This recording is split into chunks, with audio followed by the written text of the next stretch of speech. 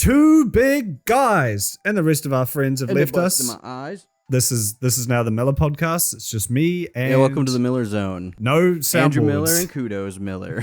Yeah, no soundboards whatsoever. So this is going to be a really chill, very quiet podcast. In fact, I feel like Courtney, can you please just add in 600 sound effects right here? Mission failed. That's the soundboard mode for the episode done. But yeah, unfortunately, both of our friends are, we caught them kissing, Kissing, up in a space tree. Which is a no-go here. So they've been banished from the realm, and so it's just me and Andrew now, forever. It is interesting that because we both agree that two lovely men should be able to kiss in a tree on two this big planet. guys. But you and Doplex, as we discussed, me and James discussed in our solo, you guys were at the protest against interspecies marriage. Well, that's the irony, really. Like most people, I've got very conflicting bigotry.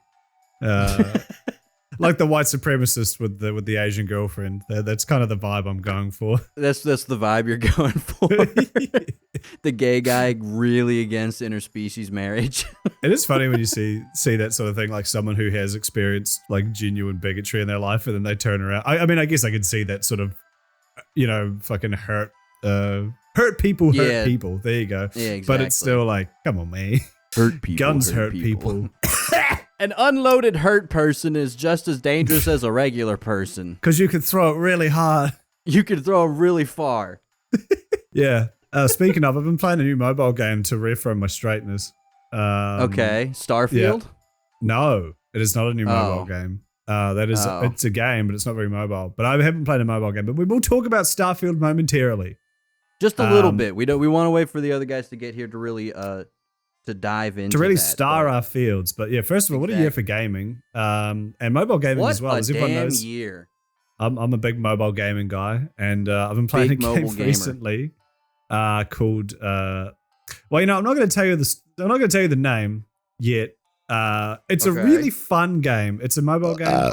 It's a gacha game, an anime one. Nice. It's got a really nice presentation. What does gacha mean? I'm sorry to interrupt. I've heard gotcha, so bitch. many people be like, "Gacha." Does it literally mean like you're collecting things? No, I wish. No, it's Gacha. I think it's from Gachapon. I don't know what that means in Japanese, but it's like the capsule things you get at like stores or whatever, where it's like you don't know what you're gonna get a random prize kind of thing. So it's that, but in video game form, where you're like pulling, to try and collect characters or weapons or whatever the fuck, I do want to say, just so nobody thinks I'm a complete dummy. I did originally think that it was Gacha, like gotcha, and I just didn't know what it meant. But you said gotcha with such earnest that I thought I might have been wrong this whole time. Now you've been double gotcha'd.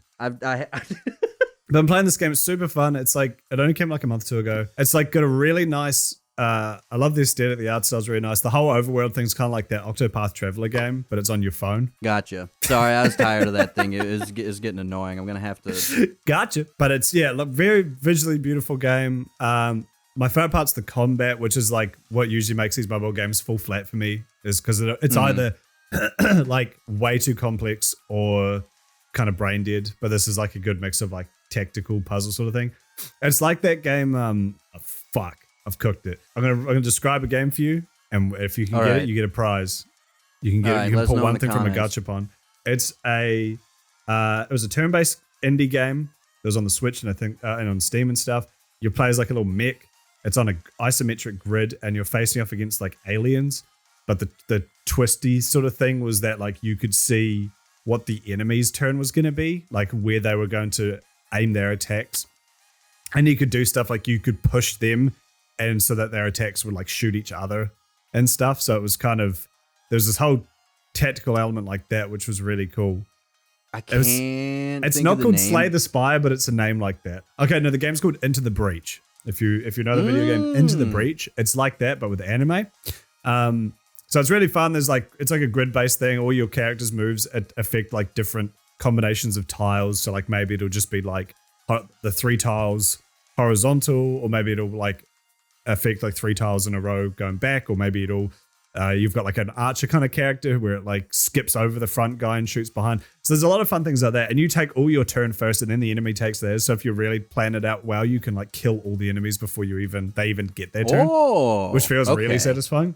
Yeah, that's if you like makes. And you can like push the enemies around. So it's like, oh, I'm going to push this character back. So now he's in a row with these guys, and then I'll have this other character. You pick your character's turn order. So like, and then this other character will come in, and then they'll hit the 3 in a row, and that'll kill them, and then that'll open up the like guys behind them, and then this character will attack it. So it's really fun tactical. The only issues I really have with it is it is an exceptionally horny game, which I'm fine with, obviously. But it kind of gets to a point where it's like, all right, maybe this is a bit too much even for me. Like, I can't play this game on even the bus. For a very straight man like myself. Who Even loves for a painfully tits. straight dude, I can't play this game in public.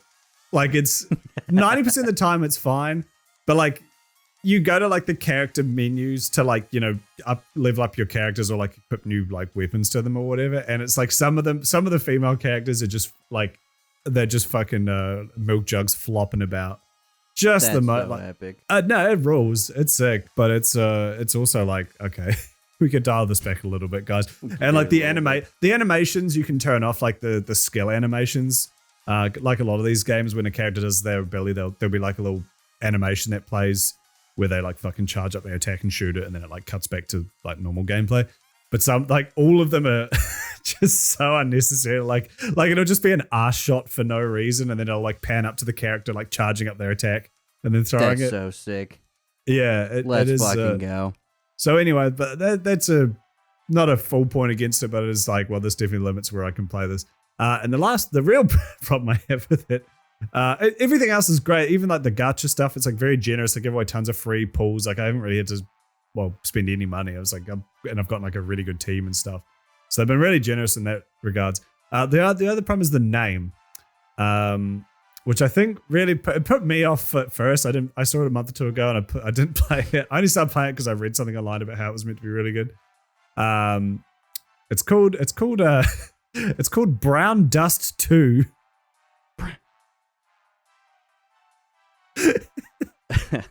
It's Brown Dust 2. Yes, the sequel to So this is a sequel to famous Brown Dust. The first one did so good that they were able to pump out a sequel.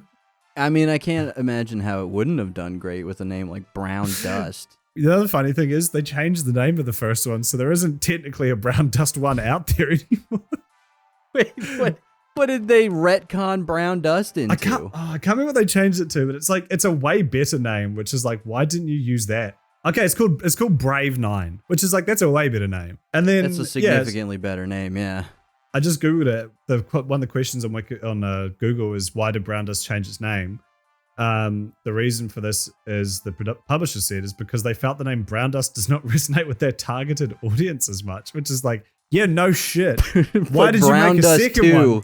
Is gonna hit. And I'll say this as well. Maybe I haven't got that far, but I've played through like a good chunk of the story. No idea why it's called Brown Dust. There's no like justification. There isn't like secretly like, oh, the powerful energy that like the villain harnesses is called Brown Dust. There hasn't been a title drop or anything. So I genuinely don't know why the fuck it's called Brown Dust. Why is Brown Dust called Brown? Oh, actually, that were called that. Okay. The first Wikipedia page that came up is brown powder. But they just mean cocoa powder. They could also mean like crack. You ever seen pictures of like, I think I've talked about the heroin subreddit before. If you go on there, that's we're big fans dust. and promoters of the heroin subreddit and r/cocaine. Brown Dust. So anyway, that's what I've been playing. Be sure to fucking find me on that. It's my stupid YouTube username. Yeah, add me on Brown Dust 2. If I got any Brown Dust 2 games. But it sucks because, like, again, the presentation is so nice. The combat's really fun. I'm really into the story and the music and everything. It's like a really polished, well-made game that only came out like a month or two ago, but it's called fucking Brown Dust 2. There's also, like, I guess the other thing I don't really like is I guess this is an anime thing, but there's a lot of, like, weird underage characters that seem a bit too sexualized, which I think is just, I guess that's just standard for anime, which I don't think makes that okay. But there's some characters where you're like, they've got fucking huge flopping knockers and you're like, this rules, and you click on the character's profile and it says age 17, and it's like, why didn't you just make it 18? What did you gain from making this 17? Yeah, why did you have to hit everybody with the Jared Fogle allegations? Here's the thing: anime has two body types. They're either like a tiny girl or they're like, you know, a full-grown woman. Zero in between. Yeah, so like when you see a character with fucking double D's, you know, on a full woman's body, you're assuming she's like 20-something. And then the game hits you with 17. You're like, why? Why did you have to do this? This character is 11. You know how there's that whole meme of they're like, yeah, she looks 11, but like lore-wise, she's 400 years old because she's a god or whatever. 4,000 years old. Yeah, and it's like, yeah, but she still looks like a child. Do you reckon people have they ever done the opposite where it's like a beautiful, voluptuous woman, but she's 10? It's like, is that weirder? I guess it depends on how much I guess at that point, you want to be shallow. Like if you're just a dude cruising through, you see like hot and you're like, sick, dude. Yeah, I think you clear the test. If you're like, I love her, lore-wise, she's only a supple age 12. Yeah, I think then you don't pass the test. Yeah, you don't pass the bechamel test. I guess do you like her because she looks like a beautiful of-age woman, or do you like her because she has an infant's personality in mind? Yep, I accidentally put my favorite hairbrush up my ass. So what? Wow. Speaking of steering a ship backwards. Back through. Wait, what did you say before? I don't even remember. It was like Starfield. So I took a 4-day weekend off to play Starfield and then realized it actually only came out on the Friday. So I just had a day of not doing anything. But then Starfield came out and I played it, and I played it with my hands, and that's kind of it. So, but you've also been playing the video game Starfield, which is currently out on early access on Steam and Xbox 360. True. Give me your early impressions and how many hours you My played. early impressions? And this could just be my computer. I do have some like screen tearing glitch. Like there's a bunch of audio glitches for me. Where things just kind of like cut out and like I'll only hear footsteps or like for little bits of time before the whole sound mix comes in. Which I will say, when the sound mix is working, it sounds like God. It is like that game has some phenomenal, really good sound design. I was trying to take out this little pirate encampment on some random planet, and I was sneaking up this ridge behind this big tower they had. And just the wind sound going through, because it was nighttime as well. I was like, oh, man. I'm out here. I'm stalking these damn pirates. But, you know, aside from the goofy glitches, I'm having a ball. I'm having a damn blast with it. Just to give a very basic one before the other boys can hop in with us. I'm having a very good time. And some of it seems a bit overwhelming, like the ship customization makes my brain just do the Inception. Yeah. Like I can't. I need to be in a specific mind place. I need to open my mind palace in order to start doing the ship customization stuff. But in general, I'm having a good time. He's fucking with it. I'm fucking with it. I'll say it. Damn it, I'll say it. I'm fucking with it. Now me, on the other hand. Pronouns be damned. That boy can fly a ship. For everyone who wants to hear us talk about pronouns, to add our 2 cents to. So I believe a discussion that no one else is quite tagged onto yet. No one really covers, honestly. Yeah, but kind of covering new ground here. We'll be talking about that next week. I am #enjoying Starfield? Question mark? And that's my review. Okay. Here's my thing. I think a lot of it comes down to possibly expectation, which is on me, but then also close proximity to Baldur's Gate 3, which is not on me. Baldur's Gate kind of fucked me up a bit. So like the writing in Starfield is comparatively dog shit. It is not bad by any stretch, but when the bar is Baldur's Gate 3 and it's just so high, I'm gonna like clip my hand out of the green screen. That's how high it is. Yeah. Anything else just feels like Like I'll put, every one of my companions except for like one of them in Baldur's Gate, I was like into it. I'm like, I'm enthralled in your story. I want to know about you. I'm excited to hear what you've got to say at all points. When you butt in a conversation, I'm like, yes, you get him, Gale. But then in Starfield, I'm like, I genuinely don't care about any of these fucking people. To be fair, I've only met like 2 or 3 of them, but none of them interest me. I think that might just be... I mean, it might just be a difference for me because I rarely ever take companions in I Bethesda also games. never do. Yeah, that's I the other can't thing. stand having them with me because I like to try and do my dungeons or encampment stuff. I like to do it a particular way, and I don't like when they go, huh? And then the whole battle starts, and I was like, I was not set up. You didn't stick to the plan. It bothers me. Because I was under the impression, I could be wrong, I always thought that they, I must be thinking of a different game, but I always thought they were like if you're stealthing, they stealth and they had like uber stealth where they would never alert the enemy because like that's a bit unfair that you can fuck up stealth for something that isn't even your for shitty AI type beat. But then, which I think might be true, but then the other day I was going somewhere with Sam Coe because the game like locks you into having certain followers at certain parts of the story, and I just couldn't get rid of his dumbass. And he just I'm about to do that. I was sneaking around places, and then he just all of a sudden he starts blasting. I'm like, all right. Goes Danny DeVito's like, so I started blasting. Literally. I hate that. Do you want me to? Oh, you're going old school. Yeah, I'm just gonna hold it. You're going Doplex circa his mic stand breaking as well. Big fan of the Jax Films Sniper Wolf meme going around right now. That is funny. It's so fucking funny, man. Should we talk about? Actually, let's talk about that real quick. That's a good. Let's transition to that super fast. Let's transition into that real quick. So let's trans our genders. Take it away. Well, BeefBoys is going woke. Jack's ability to almost with Simpsons-like ability to like predict things.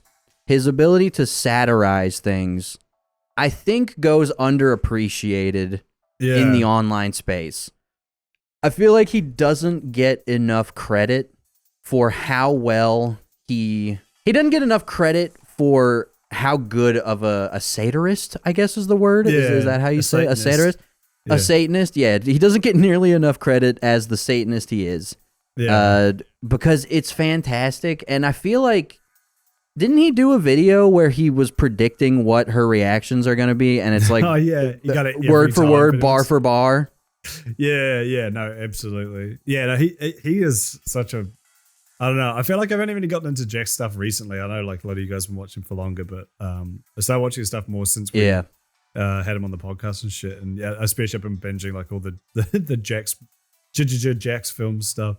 For those who don't know, SSS Sniper Wolf, made famous by the Nerd City video, was a you know what's funny? I kind of forgot about this aspect of it, but like I feel like everyone knows about Sniper Wolf. If you've logged into YouTube, if you go into YouTube without being signed in, she will be on your front page. That's like you don't even have to Google her name. Just log out of YouTube and she'll be there. YouTube pushes her harder than fucking anything else on the platform. Anything. It is crazy to the point where it's almost like industry plant question.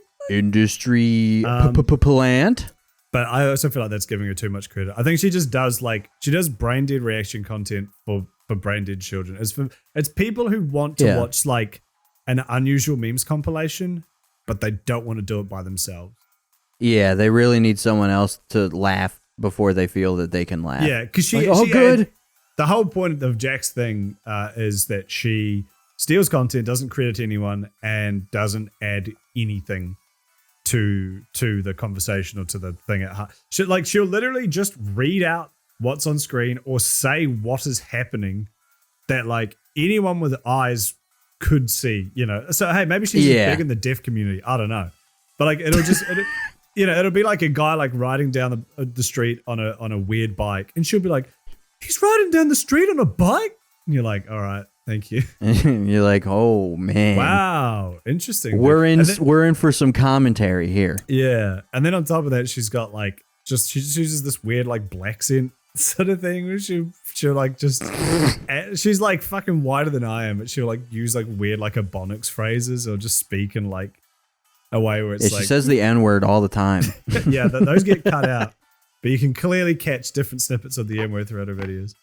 No, that's a joke. Don't sue us. Yeah, don't sue us. Yeah, it's just she does fucking nothing to this content, and every one of her, she posts a video a day. They're all the fucking same, and they each get like 5 million views, and they're like 10 minutes long. So I can happily say that she's probably making at least just off one video, probably somewhere in I want to say like $30,000 to $40,000 a day per video. So very pocket change, really. Very very earned work. Yeah, on her part. But I think she's just working, like 30 to 40,000 times harder than most people. Yeah, definitely earned it. So that's the thing. But whatever, because I don't watch her fucking content, obviously, but I do watch Jack's films satirizing her and doing his thing where he like streams him reacting to her videos and gets like the chat involved, and they play like bingo and stuff for like what she's gonna say. It's really funny. But her very funny. Audio quality is abysmal. It's like, I mean, the microphone's fine, but she is in literally the most echoey room I have ever heard, and it's like, my God, you earned. She's just like in a cavern. Yeah, no, it's literally like the worst audio quality ever. And yeah, like it sounds like you're recording in your kitchen, where it's just like all hard surfaces everywhere. And it's like you make 5 figures a day, possibly more sometimes. I'm sure you can somewhere where you can make it better. Well, you can afford to just put like foam up. Foam, like, you can like make. She did that house tour. She's got like 15 fucking rooms. Pick one. Pick one and make it soundproof or whatever. Pay some guy of Airtasker to come dampen the fucking, sound. Like hang up some foam. It would take literally like half a day. And your to do a sound treatment. Yeah, your audio would sound 10 times better. So the fact that she hasn't really just show, and like you can go back to her older videos and she's still like it's always the same. So it's like clearly I remember that from the Nerd City video. Every time she's talking, it sounds like just a recording of someone, like an argument in the kitchen. yeah. That's all it sounds like. Like I said, I'd do the dishes later. It's echoey as shit. Yeah, like just full on fucking like you've added reverb and post over it. And again, I know I can't really talk because I'm constantly fighting with the echoiness of my content, but I rent and I can't fucking hang shit on my walls like to the same level she could. And I also don't make 5 figures a day. So just there's a couple of factors working against me there. I still should try and do better, and I am. I'm gonna. Start you really should try and do better. I should. With the 5 figures a day. I know it's a measly amount. Yeah, I know that's more than what most people make in a year. But it really, I'm very busy right now. I don't like audio. Yeah, it makes my brain fry. I can understand, or at least have the capacity to understand, like cameras and fucking visual shit. I still don't quite get all of it, but I at least kind of understand it. But audio is like that's like a whole field, man. That's like a different genre entirely. It's crazy. It's insane. I do wish I knew more. Like, I wish I had the capacity to like mix sound or like make music. Not like make music as in like fucking make a full song, but just know how to like. Oh, if I wanted to like do a meme where I like took a fart reverb and mixed that into like a pop song for a meme. Yeah, like, I wish I knew production. How to just do. Yeah, I wish I just knew how to do little things like that, but I don't think I'd use it enough to justify learning it, which is why to warrant the amount of time you'd have to put in to be good at it. Yeah, yeah, but I mean, maybe someday. I remember going into film school being like, I'm gonna learn. No one ever wants to do audio, so I'm gonna learn audio, and I'm gonna make so much money after because I'll be a good audio guy.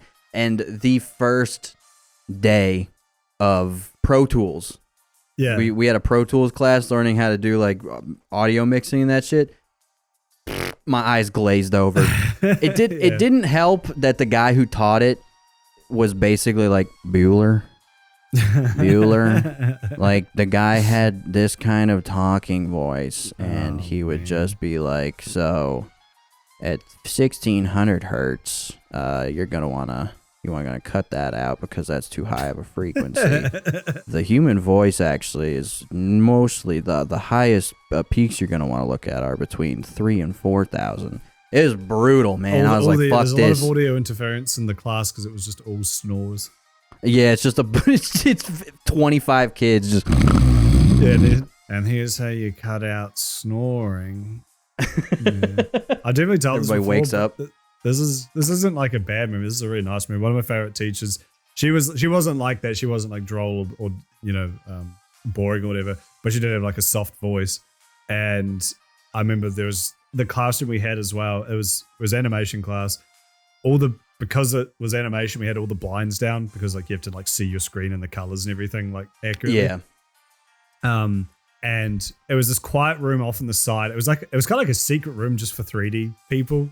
Because I kind of transitioned into doing 3D stuff by the end of my degree, but like we were kind of like almost tagged onto the school, you know, like it was like most people were doing graphic design and illustration and fine arts and stuff, and then there was just us little fucking nerdy 3D people like sequestered into a corner. Look at my cube.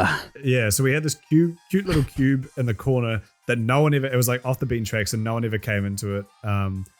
And we had all the blinds closed, and like the temperature in there always got like to that perfect level of like, I don't know if it's like 24, 25 degrees Celsius, whatever the fuck that is in Fahrenheit. But it's just it's that level of like that perfect Sunday afternoon lying in your bedroom kind of where it's just like, and you're just like, oh, you're just melting. And yeah.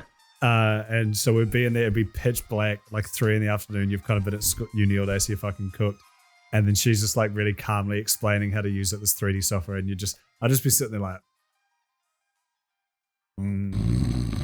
like I never fully fell asleep, and I was genuinely interested, but I was just so fucking comfortable. It was like one of the coziest memories I've got is just sitting in the back of that classroom, just like it was like being high. The edit labs those ones almost got too warm. Like you have this solid concrete room with like 50 computers in there or some shit, probably more. So there's just that like those continuous fans, and like I guess that it's this kind of really nice warm kind of air, and it smells like not bad either. I don't know. There's like a coziness to it. When it hits the right temperature, it's pretty bad. You'll be zonked very quickly. Unless you had one of those very cool and fun professors who at 8 in the morning would play music videos on the big screen. God. And all of the cine rooms, the speakers we had in there were all cine rooms like at a Christian university. It seems a bit counterintuitive.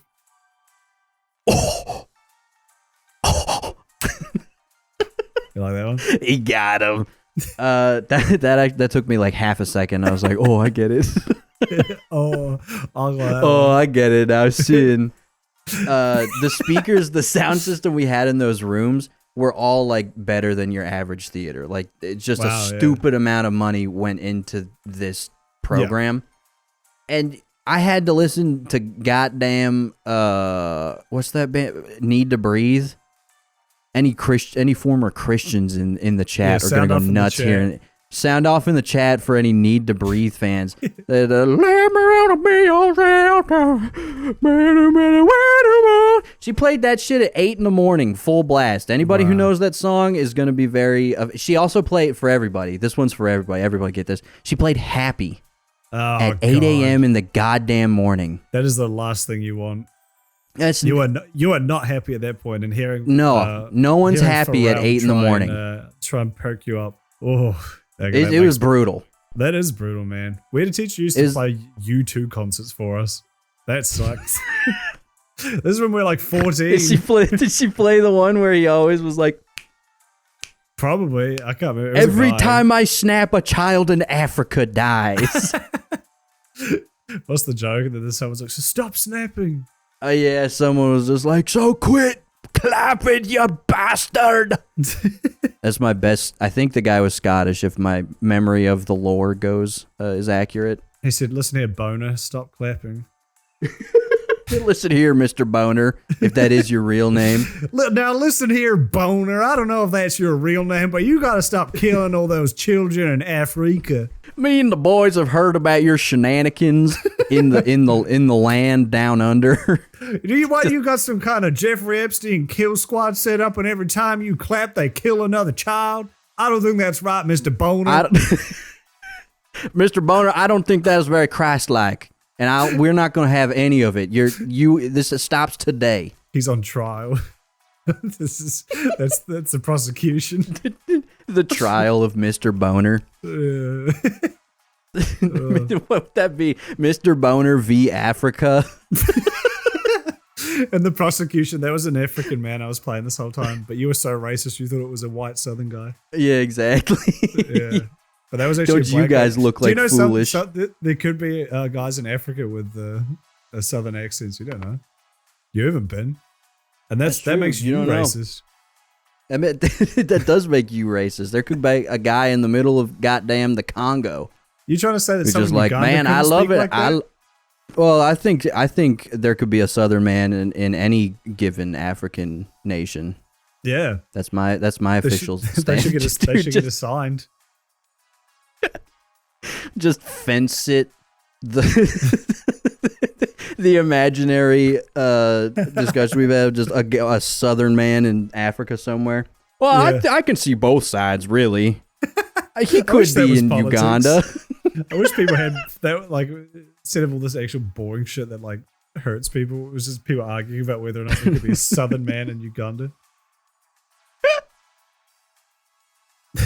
Well, what if he moved there when he was man 6? In Uganda sounds like a really bad book from like the 60s. A Southern man in Uganda. It's like a start of a joke, like a really racist joke. Yeah, just as soon as that, someone over like, hey man, I heard about this Southern guy in Uganda. Yeah. Heard about this Southern man in Uganda. And you're like, oh no, I don't want to hear the rest of this one, please. Yeah, it's like your stepdad tells you that, and you're like, oh, well, man. I probably should laugh at this, but I'm not going to like it. For my own safety, I'm going to laugh at this joke. Just so I don't upset the balance we've had of not really talking to each other for the last 15 years. Just like general I don't want to rock the boat of general indifference we've kind of worked up here. we really built a solid foundation of only sort of acknowledging each other. I had something I was going with that, but I've forgotten. I don't care anymore. So let's move on. Let's move back to Jacksepticeye versus Sniper Wolf. Oh yeah, what the fuck are you talking about? Mr. Breast and Jacksepticeye. Yeah, I think that was the two titans battling it out.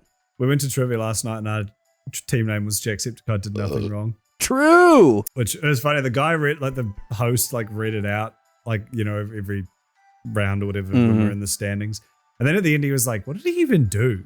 And I was like, man, what if he was like a child molester or something? Yeah, he's a pedophile. He just read that out to everyone without even fact checking it.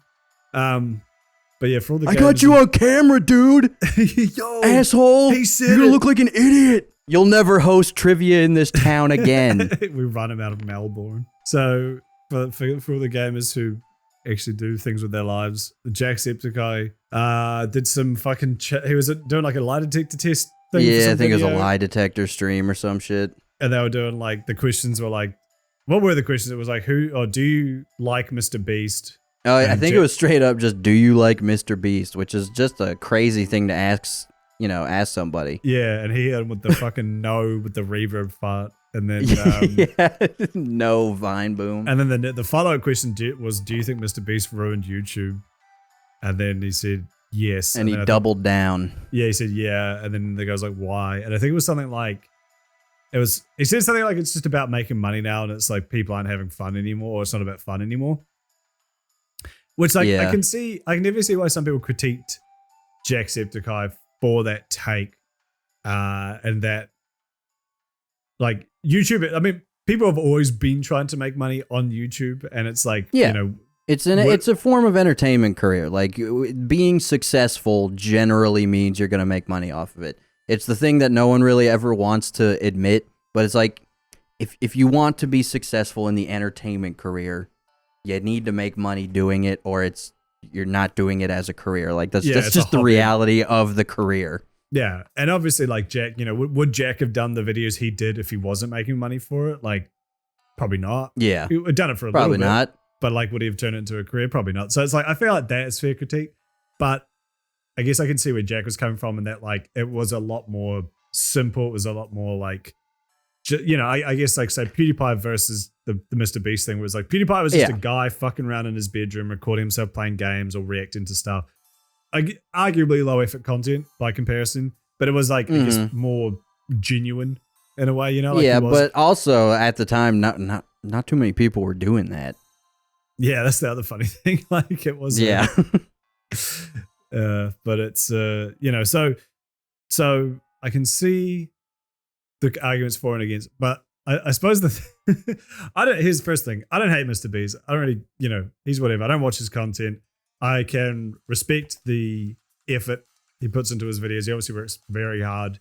And he obviously understands YouTube in a way that like a lot of people don't, or at least he understands audiences or the people you need to put together a team. Yeah. The thing I found more was I felt like his responses to criticism are often a bit lacking. Okay. I also want to say that I'm not like I'm a little bit of a MrBeast hater. Yeah. I'll let the extreme haters, I'll laugh about it because I'm a little bit of a hater. But his responses to criticism, in my opinion, always come off a little bit Elon-y. Yeah, because I think they're all kind of. I think it's just that like. I wouldn't say he's as bad as Elon necessarily. No, I'm not going to make any kind of big claims or anything. He's also way younger, so it's like he's significantly younger. Elon should know better. MrBeast is still pretty young and like figuring it out, and has been thrust into a very like prominent position by his own choosing, obviously. But like he's still to have billions of people watch you at like age 22 or whatever the fuck he is, like that does have to be a bit like. I mean, it's just like being a child star at that point. Like, something's going to go a little haywire in your brain. But, let's read his response real quick, shall we? Yeah. I've got it up right here. Please, we'll put some sad music in under this. We'll put the generic YouTube sad music behind it. Yeah, we'll put some sad, the standard track. So, I, quote, ruined YouTube because I didn't buy a mansion and sports cars, and instead reinvested my cash, $ into making content / focused on doing good and inspiring kids to help people. Quote, if he had fun, the videos would be longer. What does that even mean, LOL? You'd think I'd give up every hour of my life for 14 years if I didn't have fun? Skull emoji. This clip is insanely disrespectful, IMO. And obviously, there is so much I could say about this. Oh, wait. I'm going to start over. This clip is insanely disrespectful, in my opinion. And obviously, there is so much I could say about his content. But I'll just take the punches and be the bigger man. Sigh. Which, I feel like saying that, like, you're not being the bigger man then if you're like, kind of like... I guess I'll just be the bigger man. I'm just like Jesus on the cross. Sigh. Yeah, I'm just such a good person. That's the stuff I think I take offense to. That's the problem that everybody has with him is like, you're doing good things for people. There's no getting around that. Good things happen to a lot of the people you do in your videos. But nobody wants to hear how good of a person you are every time someone says that your content is a little corporate to make as much money as possible so that you can reinvest it, whatever you want to say. Just, you're a fucking billionaire at this point. Like, the dude is rich as fuck. He can just, like, why do you care, man? Yeah, I guess, like that's the thing, right? It's like, clear... he does a lot of good, undeniably. Like his philanthropy stuff is awesome. Like, again, a lot of respect for that. No critiques there. But it's like, clearly that is not bringing you enough joy, because like, you know, if I assume, I could be wrong on this, but I assume if you are in that position where you can change people's lives, like for the better, like undeniably, you're like helping orphans in fucking, you know, war-torn countries or whatever the fuck he does. You know, he's like really genuinely helping people in a way, in a very like visual and like appreciable way. Like clearly he's not getting the enjoyment out of that you would, or the satisfaction, I should say, not necessarily enjoyment, but like the satisfaction and the you know, fulfillment, self-fulfillment feeling you would think you would get if he then like gets that tilted over, you know, like can I make a biblical analysis here? Oh, of course, brother. I would expect nothing less. There's a very famous parable of Jesus going to the temple in Jerusalem, and there's all these people who are the Pharisees. Many of you may know that name, the Pharisees and Sadducees, the people who got Jesus killed, the ops, as it were. And they were always out front praying loudly, giving a bunch of money and being like, look at us, we're balling out, giving big time to the Lord. And this one lady comes by and just gives one little coin and then walks away. And Jesus was like, she did more than any of the big guys putting all this money into there, because that was literally all this woman had. Yeah. And I just feel like people who are genuine philanthropists, the joy, the fulfillment, as you were saying, comes from the philanthropy.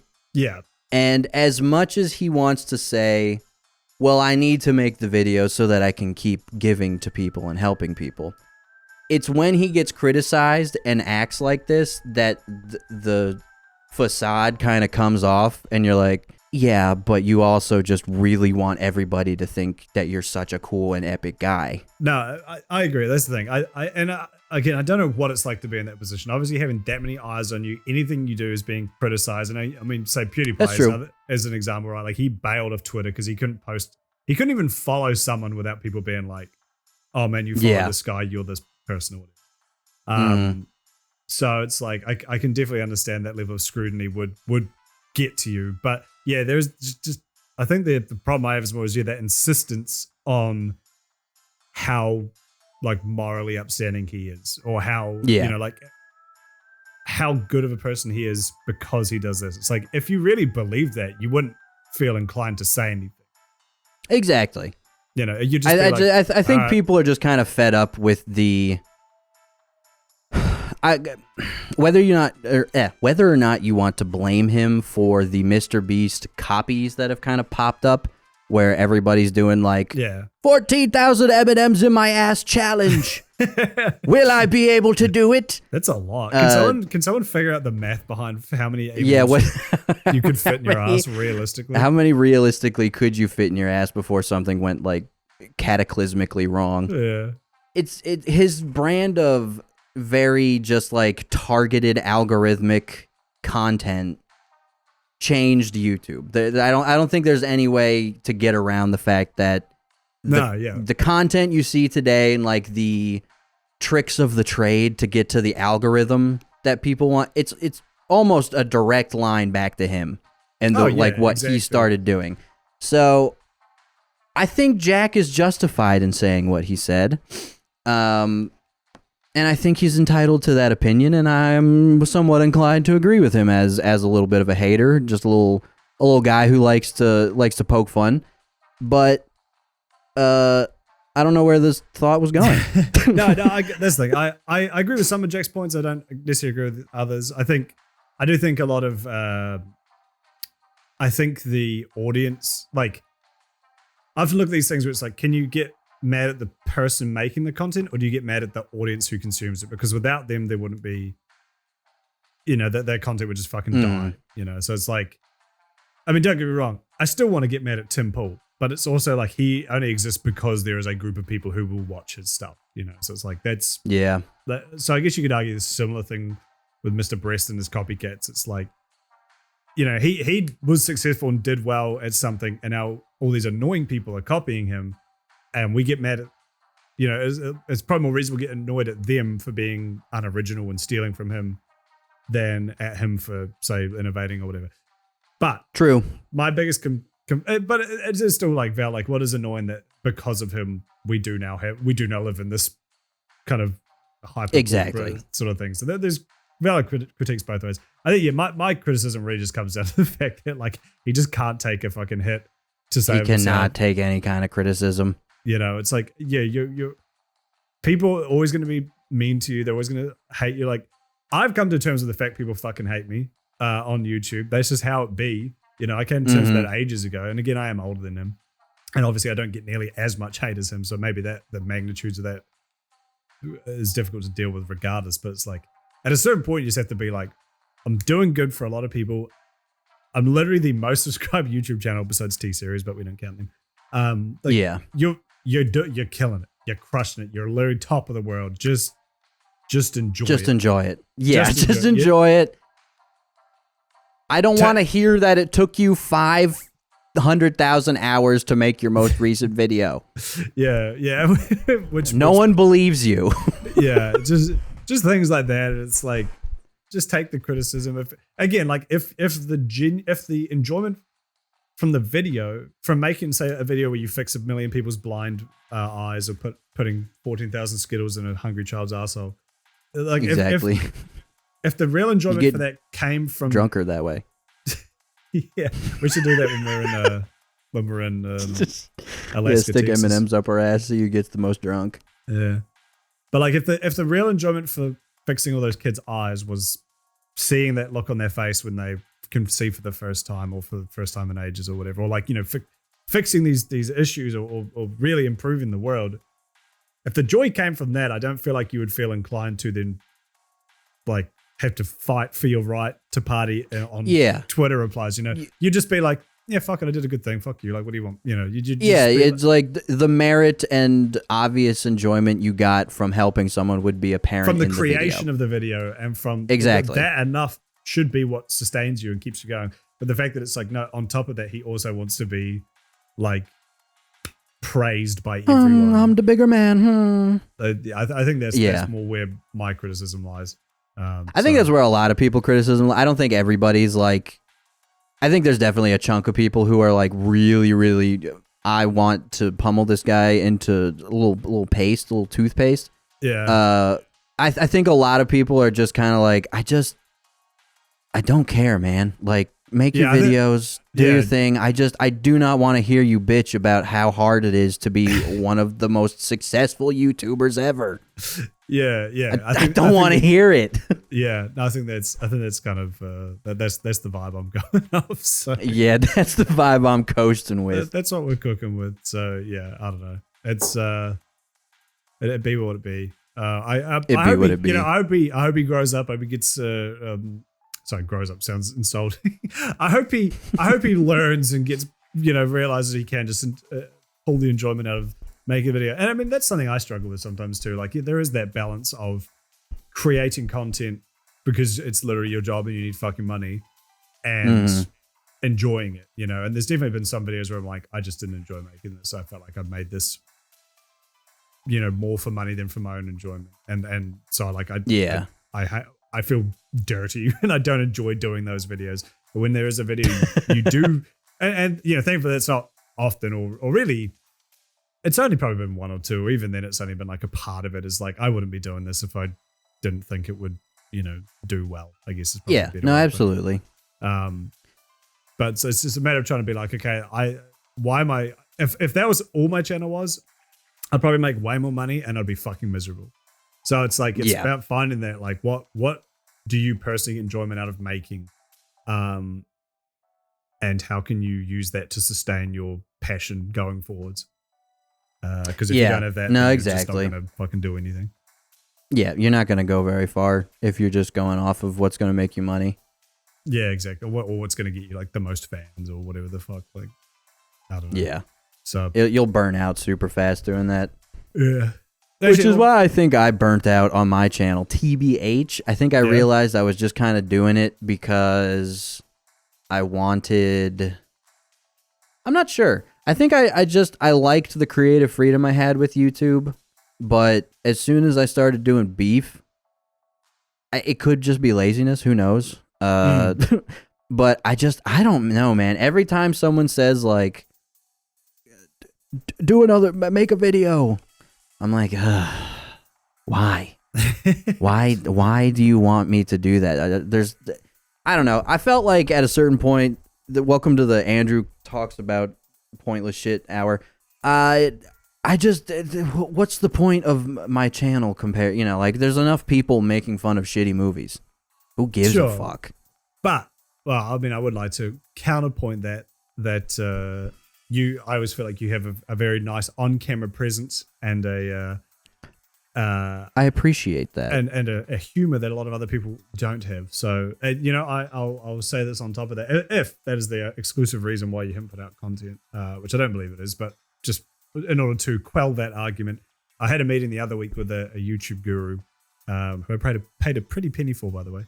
And I learned a lot from it. It was good. A lot of it was learning new stuff, but I think a lot of it was also just like reaffirming vibes you have. But you're like, I just need someone who actually knows what the fuck they're talking about to reassure me on this. Yeah. And something that interesting that they said, which I kind of didn't believe until now. Have you heard of the channel Andrew Miller? Have you heard of the channel MrBeast? I'm a big fan. But they said that, because I've always been like, when I'm searching a new topic, if I see someone's already covered it, I won't do it. When I say someone's covered it, I mean like covered it in the last like year or two. Like if it's like a 6 or 7 year old video, or it's like a really completely different approach to what I do, then I'm not going to do it. But his response was, well, that just means there's an audience for it. And like if people were willing to watch that video, they'd be willing to watch yours as well. And I True.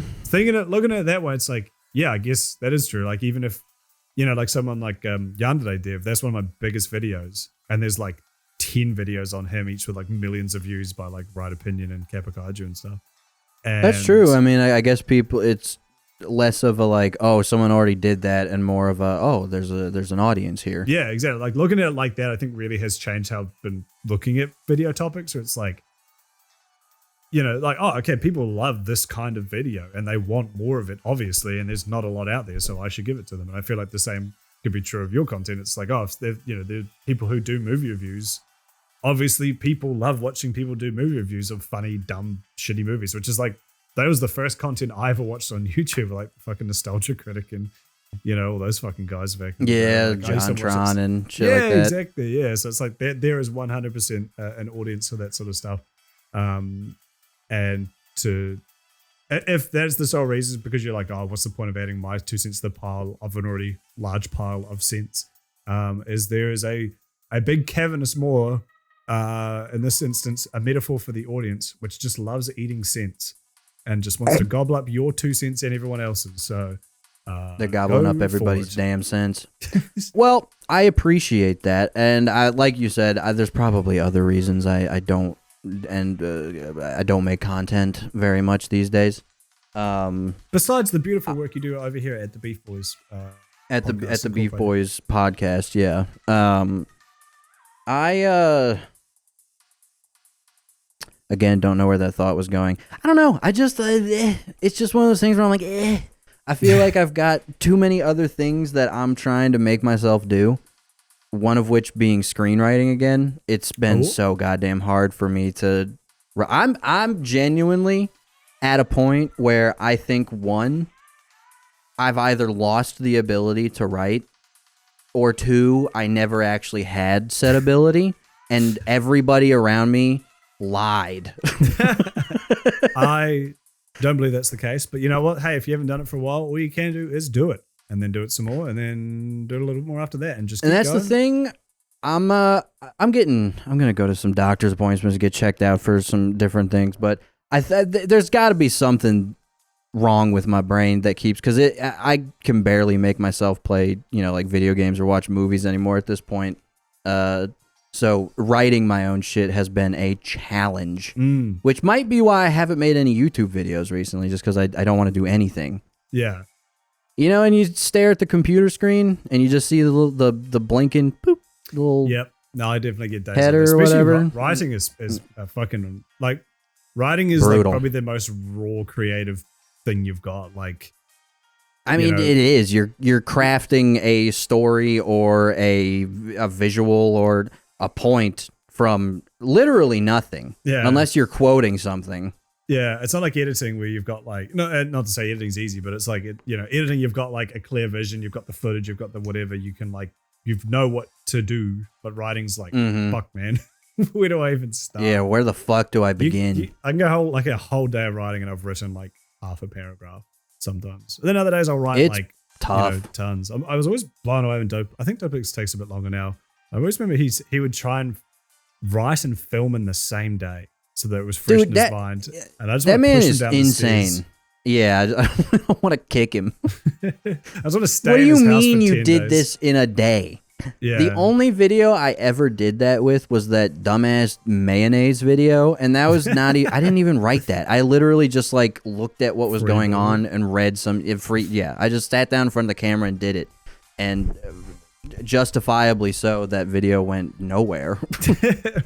I had that with my third video. I think the one I did on like fast food training videos. That was the only one I've ever like.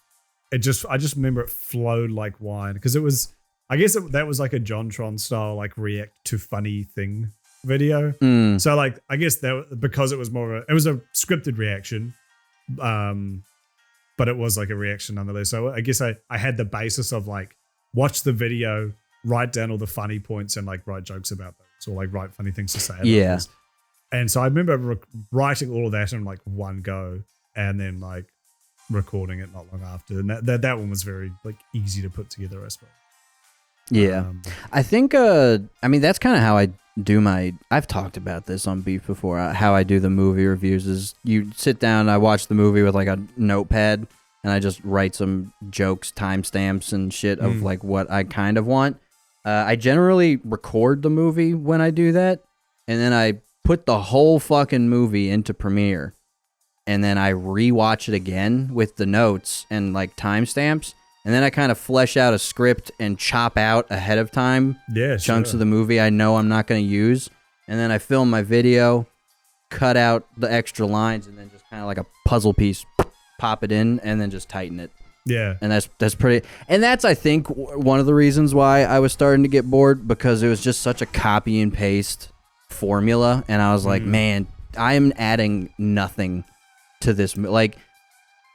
My movie reviews always felt like it was bad scene, and then me going like, "Whoa, that's a bad scene." I get like, shut the fuck up, dude. What do you mean? I get that, but also people love that. Like, as a fan of yours, I love that, and I would watch 50 videos of you just doing the same shit over and over again. But no, I appreciate that. I get where you're coming from though, because like I even get that like with the fucking scandals videos. I'm like, oh man, I look at my back catalog and it's like fucking 10 of them in a row. I'm like, I should do some different videos. But I do love your many scandals, but I also really love the random wacky ones you do where it's just like a random bit of... honestly, my favorite kudos content is anything about New Zealand. Anytime you do New Zealand lore, I'm dialed in. I'm like, oh yeah, here we go. I want to do one on the couch burning in my hometown, but like... that sounds fascinating. But I don't think I can because literally any of the footage of it would probably get like the whole video R18'd because it's like promoting dangerous activities. Like Internet Historian's video of people planking got hit with an R18 because he talked about, I don't think he showed anything, but he talked about people planking in dangerous places. And one guy like planked on like a balcony and fell off and died. And his whole video got hit. Not just limited ads, R18'd because it's like dangerous stunts or dangerous pranks. So if I found footage of people setting couches on fire, people would be like, oh, that's, or, YouTube would say like, yeah, this is promoting, Could you get away with that with like a card at like somewhere near the beginning of like, this is footage from the event, do not do this? Nah, I don't think they give a fuck.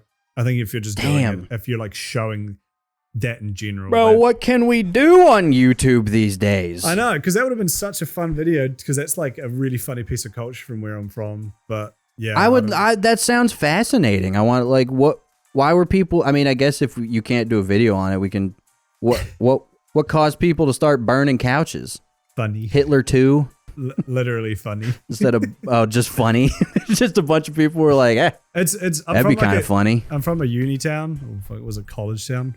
You guys call it? It's like I mean, yeah, I picked up on. I made the translation in my head. Yeah, mostly students. Well, not mostly, but like a lot of students. And there's like a whole part of the town that's pretty much like around the unis. Like it's called Studentville, unofficially. That's pretty much what Harrisonburg is in Virginia. It's the whole town is JMU. It's just this big college town. So I understand. I know where you're coming from. So imagine that, but then people just like get fucking rowdy, and then also you can drink at 18 in New Zealand. So like you can drink the second you start university. So imagine a bunch of drunk 18-year-olds living in these. You live in these shitty flats where you're probably just like the couch that's been in there has probably had like 3. You probably just got it off whoever was flatting beforehand because they couldn't be bothered taking it out. Gordon Ramsay's busting out the black light on it. It's not looking good. Yeah, it's not chill, but like you're fucking povo as shit, and that's just you just gotta like make it do. And then one night you guys get really fucking drunk, and you're like, you know what, fuck this couch, and you drag it out into the street and you set it on fire. That's couch burning, essentially. Classic. Okay, well that sounds like a good old time, honestly. Actually, same. My town, there was always fires happening at different JMU frat houses. Like, just something in the middle of town up in flames.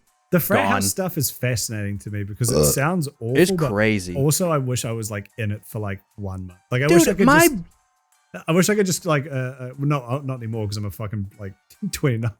What's up, fellow kids? Might not quite fit in anymore, but I always remember thinking like, I'd love to just be in one of those for 1 month and then like just do a cultural exchange kind of thing, just so I could see. Hey, I'm your foreign frat exchange student. Because I just don't. I'm here just to pick up on the vibes. Just to pick up chicks. It just doesn't seem like it would be real. Like it seems like one of those things that you guys made up for like comedy movies. None of it is real. All of it is real. Frats are just ridiculous. The whole frat and what's the other one? What's the girl? What's the girl version? Sorority. There we go. Sorority. I really should know that. How do I know? I'm not gonna. I'm not gonna finish that joke. What was I saying? I smoked earlier today. My brain is a little slow. My man's squeezing. Would you believe the background? That's not a green screen. That's actually just weed. Yeah, it's just a wall of weed behind me, dude. What? Okay. I stay blazed. Oh, that's what I was gonna say. Okay. Frat. It's all ridiculous bullshit. It's just people getting drunk, sexually assaulting people, and burning down buildings. My brother. Well, 2 out of 3. When he went to college. Yeah, there's a couple of them that sound pretty cool. My brother was at one, and he was outside the front. I think he was about to leave, and there was like a shooting. Like he heard gunshots, and he just ran. Jesus. And I was like, oh, okay.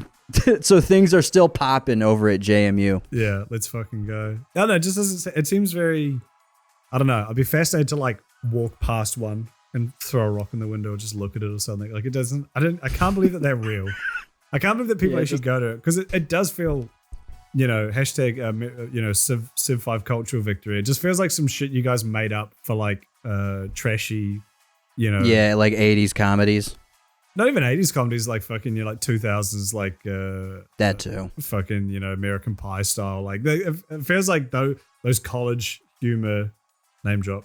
Like movies. It felt like it was invented for those. I can't imagine people actually like being a part of these weird culty, because the female ones especially seem real culty with all the fucking charts. Yeah, no, there's a bunch of very strange ones, and the hazing rituals are borderline criminal. I think some of them are just straight up criminal.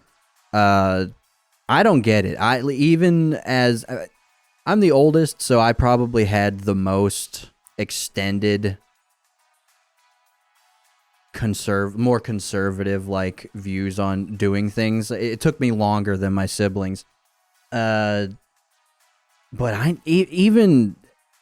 there's been no point in my life where I was ever like, frat would be pretty cool. I wish I had done that in college. Never. Not a single point. It always just seems like the most miserable group of people who are just like, yeah, dude.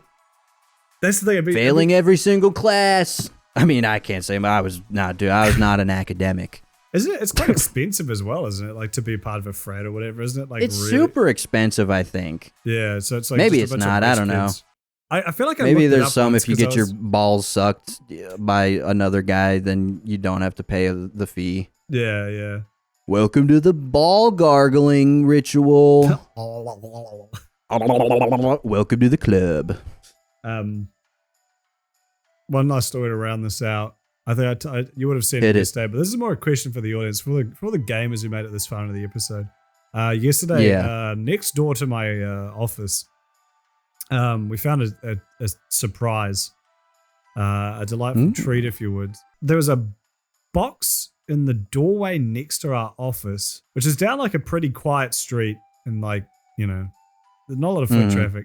There's a box and it had a pair of shoes, which I can't remember if they were men's or women's. I feel like they were women's shoes. I think they had like. I feel like they were women's shoes. Yeah. An open box of gobstoppers, and then 2 joints and a bag of weed with rolling papers. And the joints were pretty badly rolled. If I'm gonna be critical.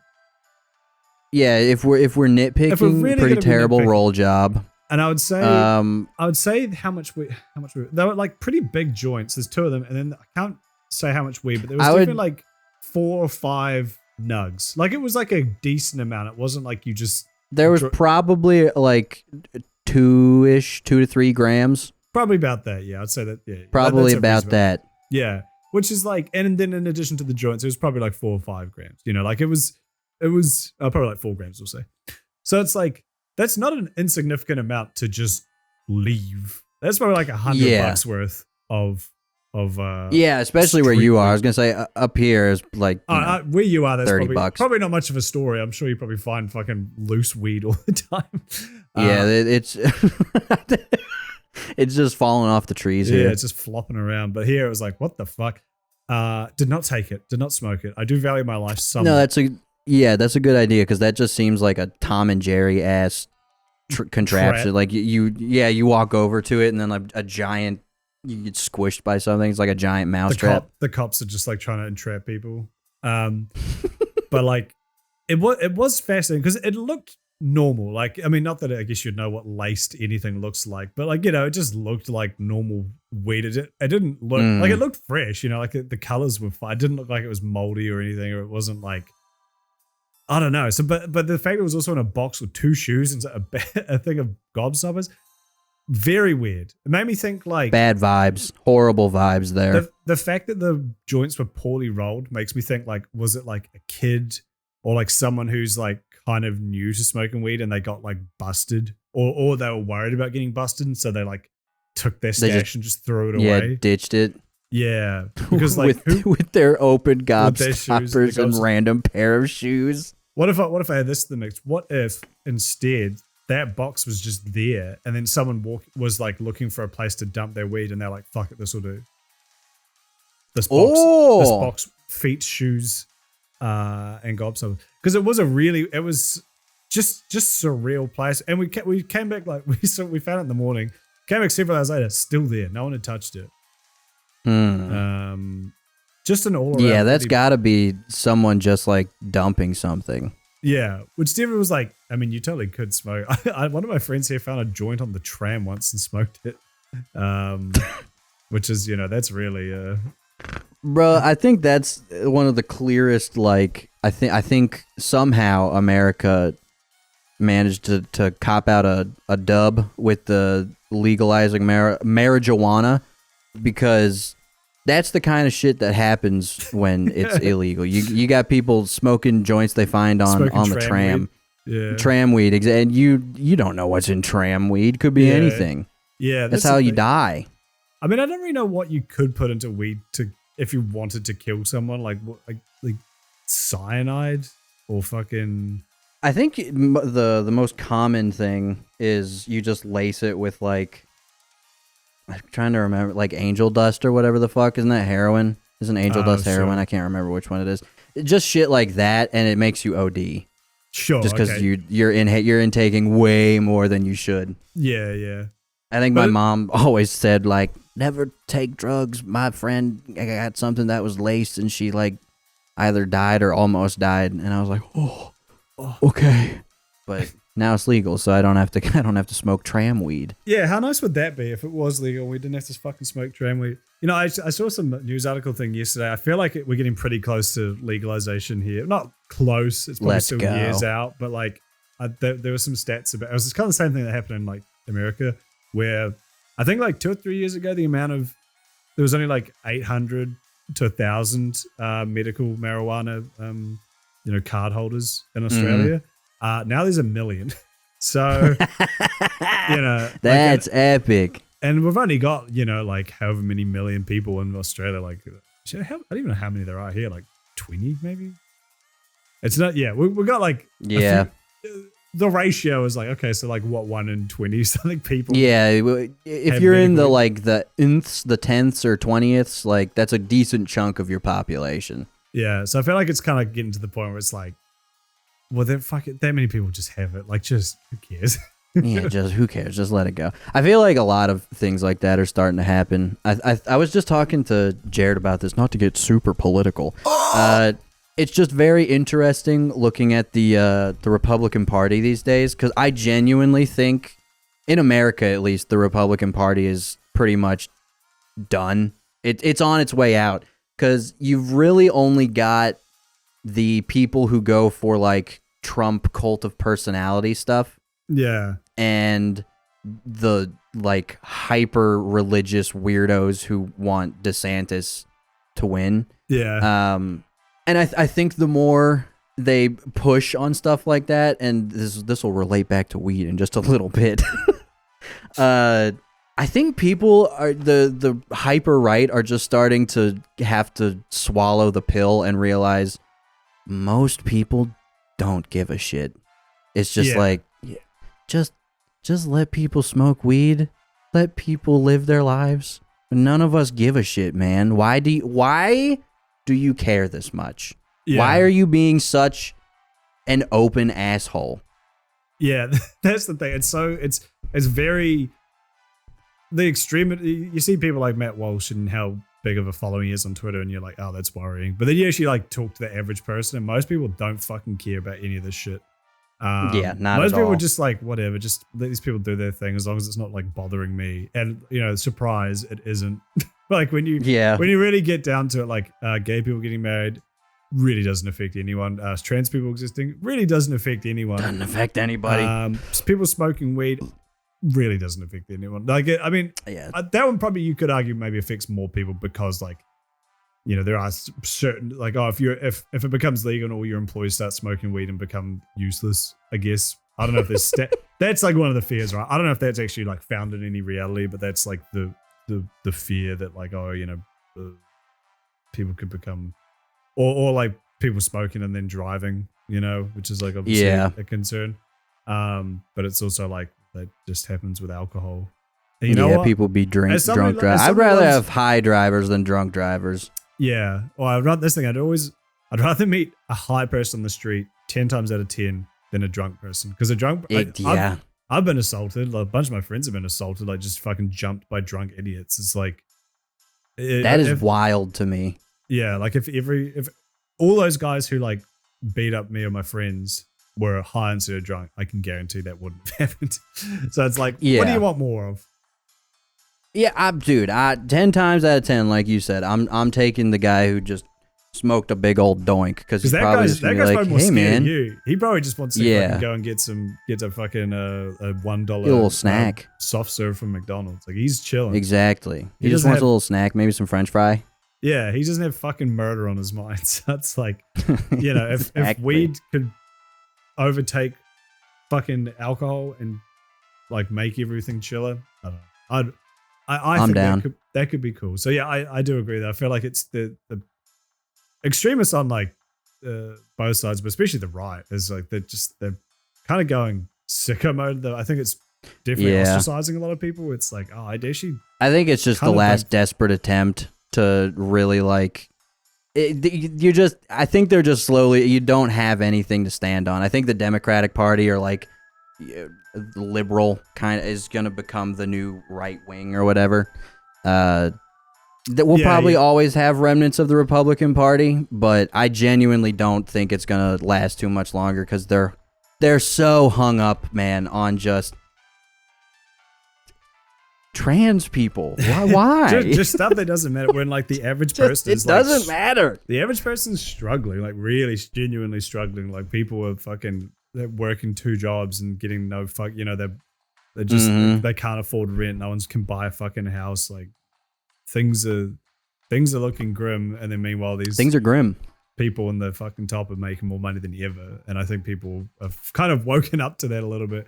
And whatever, like, I guess people vary on how that should be solved. That's where the opinions differ more. But I feel like, you know, that's the average person's concern, not whether or not some fucking guy wants to be a girl now. No one cares, really. Yeah. When you get down to exactly. it. You know? Unless you're a grifter like fucking Matt Walsh, who makes his whole fucking career out of it. Yeah, exactly. But you should, another person who I hope drowns. That'd be really funny. Matt Walsh, you should take up deep sea swimming. It'd be funny if he drowned, but then like got resuscitated by a trans lifeguard and was just like, he kills himself. He would. Here's the thing: if I was a religious person like he was, and that happened to me, I feel like I would see that as an intervention from God. But I doubt he would. Yeah, no, he'd be like, "Well, that's not gonna make me any money." Well, yeah, pretty much. Anyway, how was that related to weed? Was that just that literally just, literally just like trivial shit like that is just being upheld purely by old, traditional, goofy value. I genuinely think a lot of that is on the way out for not just the U.S., but like other countries as well. Just too many people are like, bro, who gives a shit? I'm working 2 jobs. Yeah, I do not care if someone wants to smoke weed.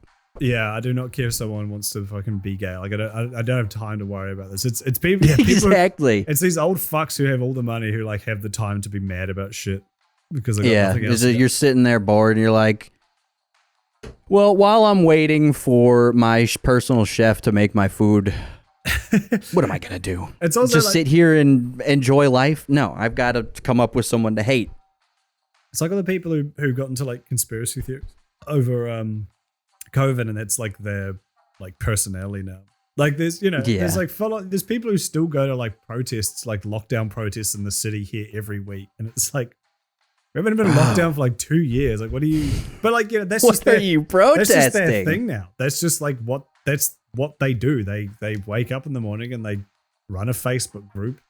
You know, they don't have any hobbies. They don't play video games or watch movies or anything. Like that's just what they do. And I mean, fuck it. That's what makes them happy, I guess. But it is fascinating that is a phenomenon. You know, like that is. It's just like a common pastime in this day and age. Everyone just wants to be a part of something. Everything comes down to that, right? Like whether it's fucking. That's why gangs exist. That's why fucking anything exists. Everyone just wants to be together. Yeah. And whatever common or religion or fucking fandoms, anything like whatever brings people together. Yeah. One could say Hitler just united a bunch of lonely people. You could say that. In fact, we just did. You could. We just did, and that's what we're gonna stand on. And there's no other real thing that no. So I don't know. It's weird. The same thing with like the fucking trans summit. The fact there is just a whole bunch of people like Matt Walsh, all these like people who go to these like weird meetings, like to rallies and shit to argue against it. It's like. These people have existed for fucking like decades and decades. Yeah. Why is you're just doing this now because you've got nothing else to do? You're bored. Yeah. You don't have any hobbies. Bro is bored. Yeah, you get into fucking crocheting or like make jams and sell them at a farmer's market. Like, do something that like is enjoyable and brings people happiness instead of just like getting angry.